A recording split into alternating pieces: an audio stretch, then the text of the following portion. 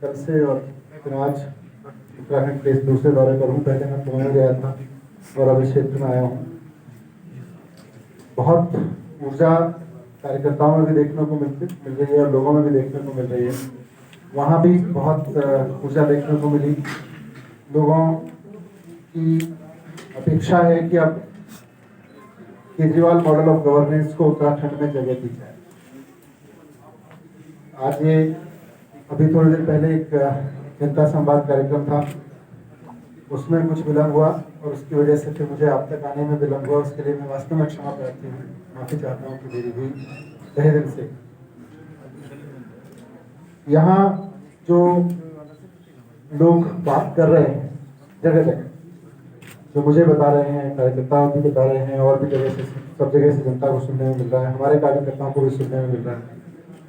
सबसे बड़ा मुद्दा यही है कि साहब उत्तराखंड में 20 साल से जो गवर्नेंस का मॉडल चल रहा है उसको लोग अब दिल्ली के 5 साल के गवर्नेंस मॉडल से कंपेयर कर रहे हैं।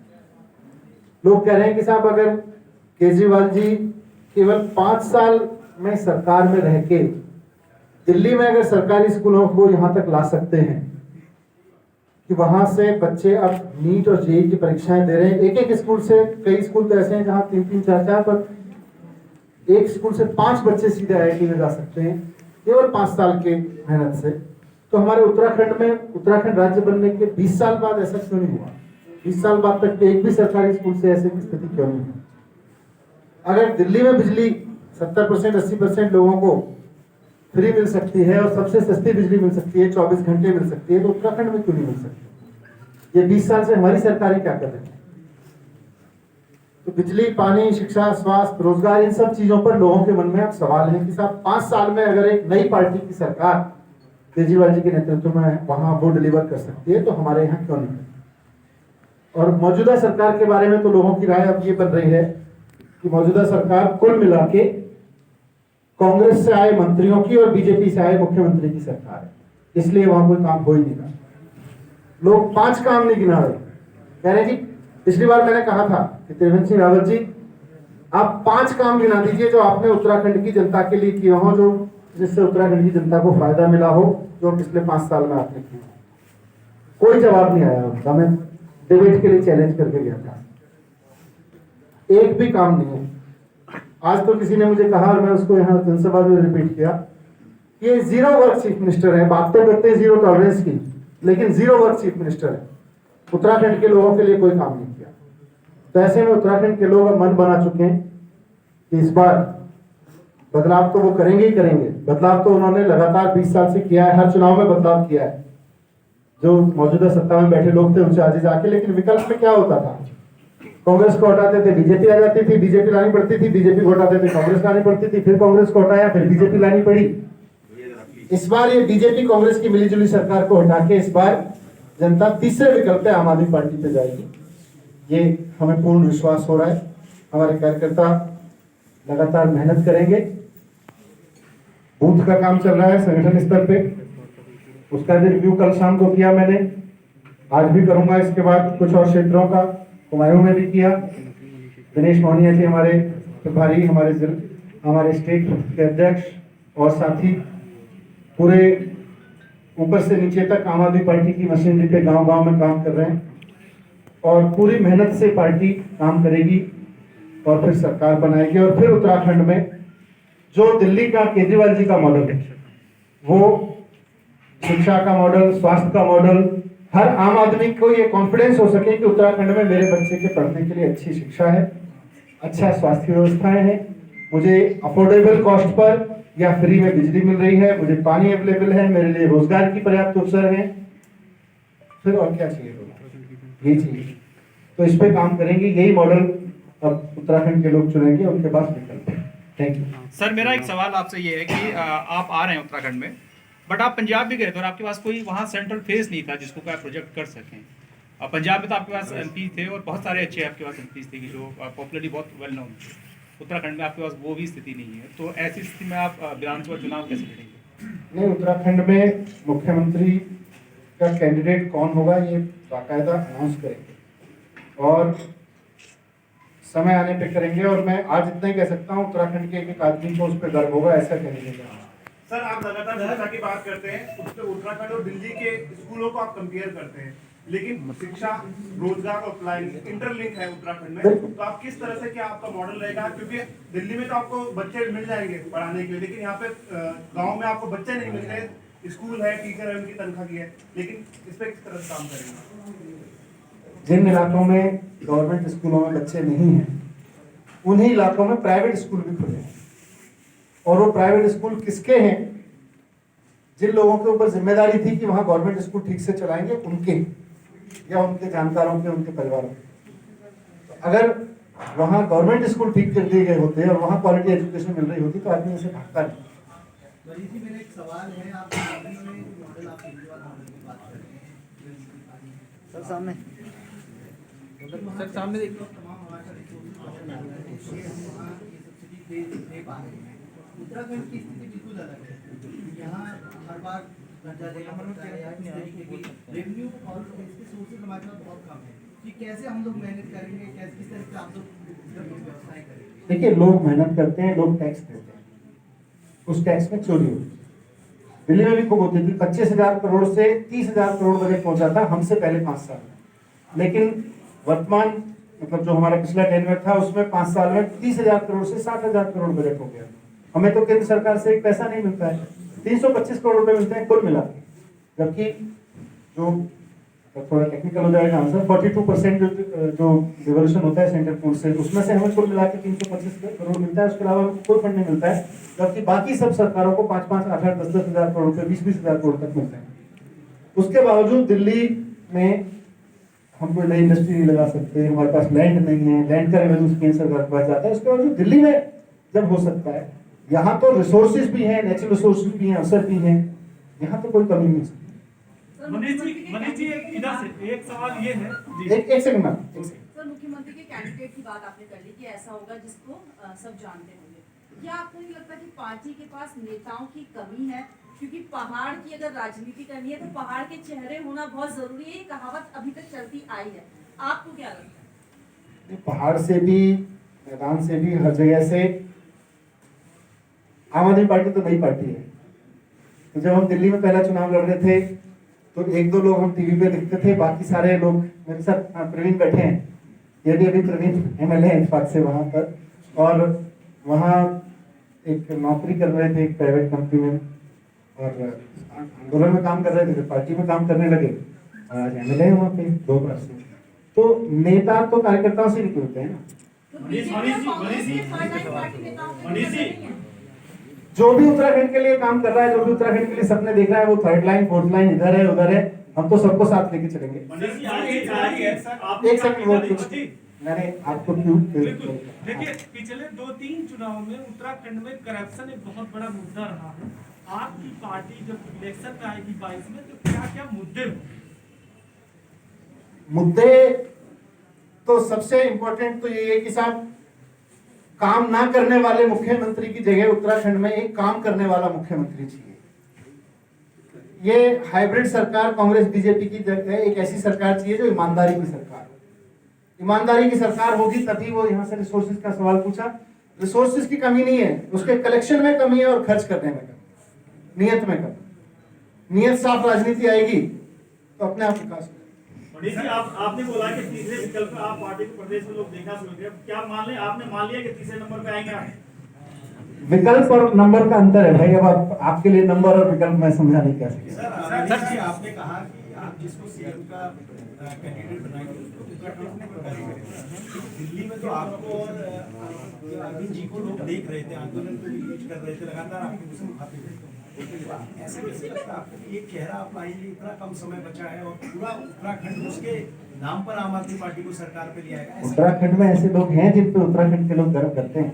नहीं, बट वो आप उनको कब आप पर्दे से बाहर निकालेंगे? क्या मतलब अचानक ही निकालेंगे? पब्लिक को पहले से जानने की आने दीजिए समय, अभी तो मैं पहले दूसरे दौरे पे हूँ, पहली बार इधर आ रहा हूँ। सर, कांग्रेस का एक सवाल है कि चाहे मनीष सिसोदिया आए या अरविंद केजरीवाल आए, उत्तराखंड में कोई प्रभाव आपका नहीं पड़ेगा, इसे किस तरह देख रहे हैं? इसी भ्रम में वो रहे तो ज्यादा अच्छा है। सर, एक चीज ये थी, उत्तराखंड और दिल्ली की जो भौगोलिक परिस्थितियां बहुत भिन्न है। बिल्कुल। पहला सवाल आपसे है कि जो उत्तराखंड के पहाड़ हैं वहाँ बहुत ज्यादा फ्लाइंग हो चुका है। दूसरा कि जो यहाँ उत्तराखंड में भाजपा और कांग्रेस है उनका जो वोट बैंक है, जो उनका जो डाटा है बहुत पहले से है, लेकिन आप कह रहे हैं कि हम पहाड़ की ओर अब राजनीति कर रहे हैं, हम तीसरा विकल्प बनेंगे, किस तरह आप काम करेंगे? देखिए टफ टेरेन, ये बार बार जगह पूछते हैं उत्तराखंड दुर्गम परिस्थितियों वाला राज्य है, भौगोलिक परिस्थितियों वाला।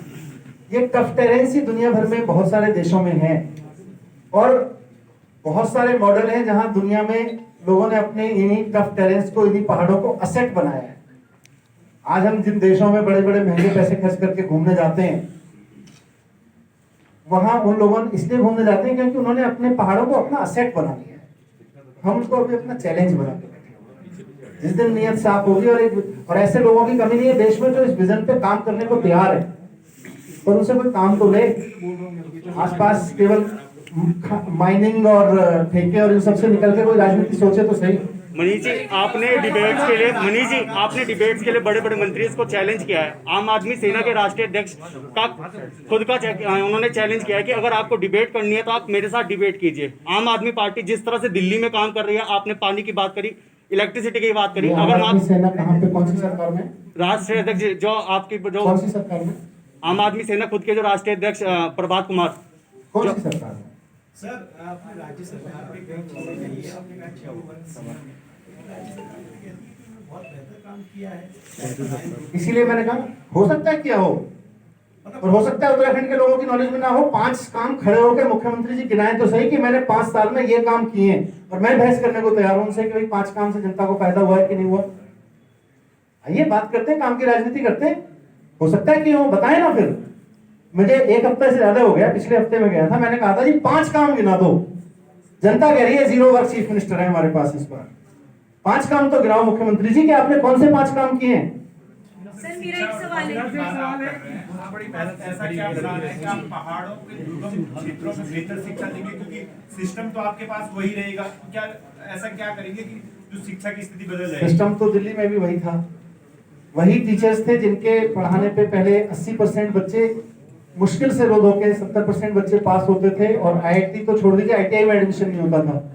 आज उन्हीं टीचर्स नहीं बदले हैं, उन्हीं टीचर्स के पढ़ाए हुए बच्चे बिना कोचिंग के आईआईटी के, अब एक स्कूल से, इतने तो कोटा में भी रिजल्ट नहीं आता है, हमारे लिए भी आश्चर्यजनक था लेकिन सुखद था। एक स्कूल से 80 लड़कियों में से 36 लड़कियां नीट क्लियर करके गई, एक स्कूल के 5 बच्चे आईआईटी गए हैं। तो हमें भी इससे कॉन्फिडेंस बढ़ा है, और संभव है जब नियत से काम करोगे तो संभव है। ईमानदार राजनीति एकमात्र सॉल्यूशन है। टीचर्स थे ना सर, यहाँ पर टीचर्स ही नहीं है ना स्कूलों का। सर इधर ले लीजिए, एक सवाल बड़ी मेहनत से खड़ी है। सर एक सवाल है मेरा, आप 2 दिन के चलिए आवाज आ रही।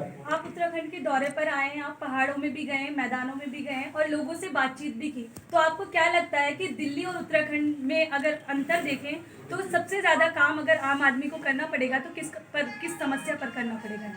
मुझे तो लगता है कि शिक्षा, स्वास्थ्य, बिजली, पानी, रोजगार, यही लोग चाहते हैं। वो किसी भी राज्य के लोग यही चीज चाहते हैं अपनी सरकारों से। इन्हीं पे कोई काम नहीं किया तो फिर क्या काम किया? सर एक चीज आपने कहा था कि इससे पहले जो बयान आए थे, केजरीवाल जी का भी आया था, फ्री बिजली और पानी। अगर मैं इसको छोड़ दूं तो आपके पास क्या एक पहला ये है कि आप यहाँ पे चुनाव जीतने की सोच रहे हैं और सरकार बनाने की सोच रहे हैं, और नेक्स्ट जो लगातार आप आरोप लगातार आरोप लग रहे हैं, लगातार सवाल पूछ रहे हैं कि तमाम यहाँ पे सरकारों में काम नहीं हुआ है, भी सरकारें थी, तो उसमें अभी बहुत सारे चीजें हुई, चाहे सुविधा है, ये फिर तमाम सारी चीजें हुई। तो आप इन चीजों फ्री को हटा के आपके पास की क्या है जो आप चुनाव जीतने की बात कर रहे हैं? आपने सूर्यधारा का नाम लिया तो ये बड़ा काम हो सकता है शायद यहाँ। नहीं फ्री वही मैं कह रहा हूँ, ये लेक वाला है ना। हाँ, तो ये काम हुए कि जिस जगह कोई लेक बनानी थी या लेक का डेवलपमेंट करना था, उस जगह के आसपास की जमीनें पहले नेताओं और ब्यूरोक्रेट्स के परिवारों को चली गईं, और फिर सरकारी खर्चे पर डेवलपमेंट करके उस इलाके का, उस वहां की लैंड कॉस्ट पे अब कुछ लोग ऐश करेंगे, कुछ गिने चुने परिवारों के नेताओं और ब्यूरोक्रेट्स के लोग। ये काम हुआ है। फ्री बिजली पानी एक सवाल और है, फ्री बिजली पानी हटा दो इसे, तो आपका की क्या है कि आप चुनाव जीतने की बात कर रहे हैं और सरकार बनाने की बात कर रहे हैं? नहीं, बात हमारी नहीं है, बात यह है कि उत्तराखंड में लोग शिक्षा चाहते हैं, लोग स्वास्थ्य अच्छा चाहते हैं। पहाड़ पे बैठी हुई महिला, पहाड़ का परिवार क्यों पलायन करके या तो नीचे आ रहा है या कहीं और जा रहा है? क्योंकि वहाँ उसकी शिक्षा नहीं है, स्वास्थ्य नहीं है, प्रसव के लिए कहाँ से, सब लोग मुझे बताते हैं इतना इतना कंधे पे लाद के लाना पड़ता है। डेथ, कल भी किसी की डेथ हुई है, आज कोई रेफरेंस दे रहा था। तो जब आप सुविधाएं दोगे तो लोग रहेंगे, यही असेट बन जाएंगे, यही लोग पैसे खर्च कर रहने आया करेंगे। अभी लोग यहाँ से पलायन करते हैं। सर एक सवाल ये है कि आज आप देहरादून आए, सबसे पहले तो शहीद स्मारक गए, उसके बाद स्वर्गीय इंद्रमणि बडोनी की प्रतिमा पर गए। उनका भी सपना था शहीदों का और इंद्रमणि बडोनी का भी था कि राजधानी, स्थायी राजधानी गैरसैंण हो। आज ग्रीष्मकालीन राजधानी मुख्यमंत्री ने घोषित की और वो इस बात को जनता तक भी पहुंचाते कि उनकी सरकार ने बड़ा काम किया है, ऐसा निर्णय लिया जो 20 सालों में कोई नहीं ले पाया। अगर आम आदमी पार्टी की सरकार बनती है तो क्या स्थायी राजधानी आप गैरसैंण को देंगे? बिल्कुल मिलनी चाहिए, अगर लोगों का सपना है तो क्यों नहीं मिलनी चाहिए। मनीष जी, पर लोगों को स्कूल भी चाहिए, लोगों को अस्पताल भी चाहिए, लोगों को रोजगार भी चाहिए, लोगों को ऐसी शिक्षा भी चाहिए कि यहाँ का लड़का निकल के, यहाँ की लड़की अपने कॉलेज से निकल के नौकरी ढूंढने की जगह 5 नौकरियां जनरेट भी कर सके। सर एक बहुत दो सवाल है मेरा कि पिछले दिनों इलेक्शन में आप कम्युनिकेशन कैसे करेंगे? बीजेपी को आप कंपटीटर मान रहे हैं तो उनके पास एक बहुत बड़ी स्ट्रेंथ है, उनके पन्ना प्रमुख भी नियुक्त किए जाते हैं। आपके पास कितनी स्ट्रेंथ है, आपके कितनी सदस्यता है, क्या सर प्रदेश में आपका? देखिए हमारे पास सच्चाई है और सच्चाई आसानी से ट्रेवल करती है, कम्युनिकेशन सच्चाई आसानी से कम्युनिकेट होती है। सर मेरा बहस नहीं है, मेरा सवाल है, मैं बहस नहीं कर रहा, सवाल पूछ रहा हूँ कि पिछले दिनों एक बात आई थी कि भाजपा के कुछ जो मंत्री हैं वो असंतुष्ट हैं।